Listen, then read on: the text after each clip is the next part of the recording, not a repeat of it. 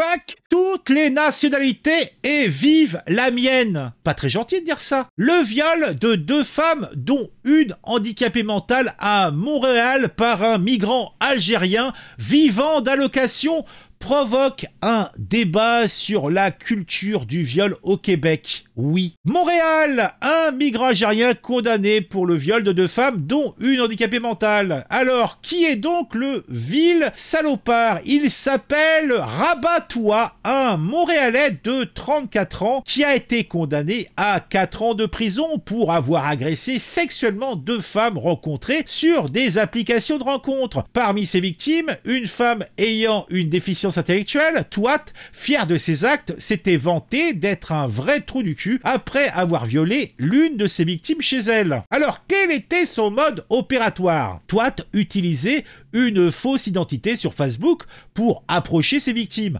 Après avoir convenu avec elles de ne pas avoir de rapport sexuel, il les agressait malgré leur refus. La première victime, une femme ordinaire, l'avait accueillie chez elle, où elle avait été violée. La seconde, une femme avec une déficience intellectuelle, avait été prévenue par une intervenante, mais s'est tout de même rendue chez Touat et elle y avait été violée non pas une fois, non pas 2 fois, mais 3 fois. Lors de son procès, Touat a blâmé ses victimes, affirmant qu'elles étaient responsables de ses pulsions incontrôlables. Le juge Alexandre Dalmau a fermement rejeté cette idée, comme c'est curieux, soulignant que les victimes n'étaient en aucun cas responsables. Touat a perdu sa licence d'agent de sécurité.